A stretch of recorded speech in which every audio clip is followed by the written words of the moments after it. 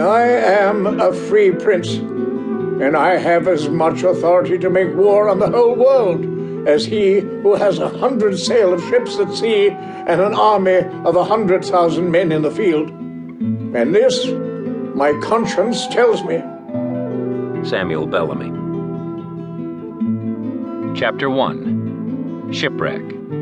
April 26th, 1717. Widow Galley. Captain Samuel Bellamy. 146 souls. It wasn't his impending death that brought Sam Bellamy to his quarters to write one final letter. It was the idea of leaving this world without saying goodbye to the woman he loved. The storm was far more powerful than he had first thought, and it pressed his ship closer to the treacherous shoals off Massachusetts Cape Cod and certain destruction. He and his men fought hard to get out of the predicament they now found themselves in, but their efforts were in vain. The vessel shifted to one side, sending Sam headfirst into a wall. He grimaced and touched the side of his forehead.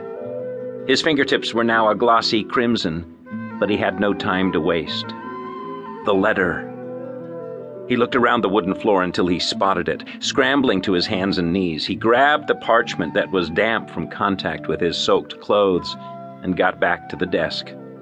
Still on his knees, he scribbled the last words he would ever write to his love.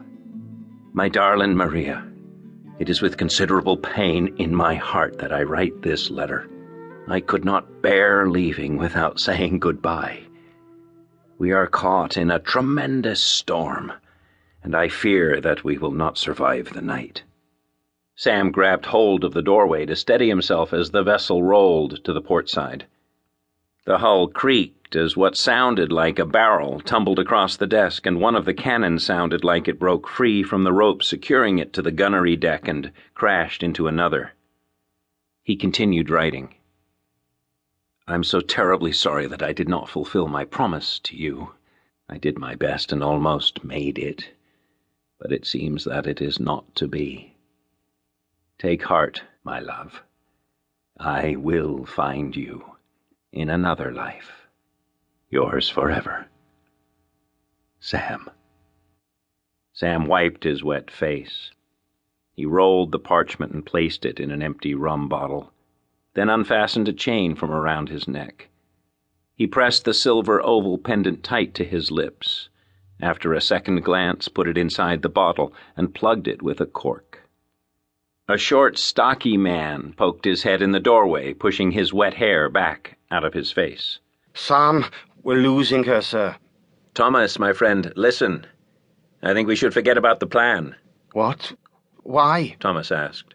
Sam shifted his grip on the bottle. There's no telling who will make it through this, if anyone. We'll make it, Thomas said resolutely. If you reach land, run, and don't look back. There will most certainly be soldiers looking for survivors. What about the treasure? Images of the past year's struggle flashed through his mind. He had amassed a massive hoard of treasure, and now it was about to end up on the bottom of the sea. Lost. The ship listed to the starboard side, and the two struggled to hold on to the doorframe. Thomas noticed the bottle in Sam's hand, with the letter inside. He studied Sam with downcast eyes. Just in case. Sam held out his hand to Thomas. Thomas knocked it away. Grabbing his friend, he yanked him into a hug. Surprised at the gesture, Sam felt the need to explain the bottle. Thomas, I'm only taking precaution. Just in case, Thomas said, slapping Sam's shoulder. It was an unspoken goodbye.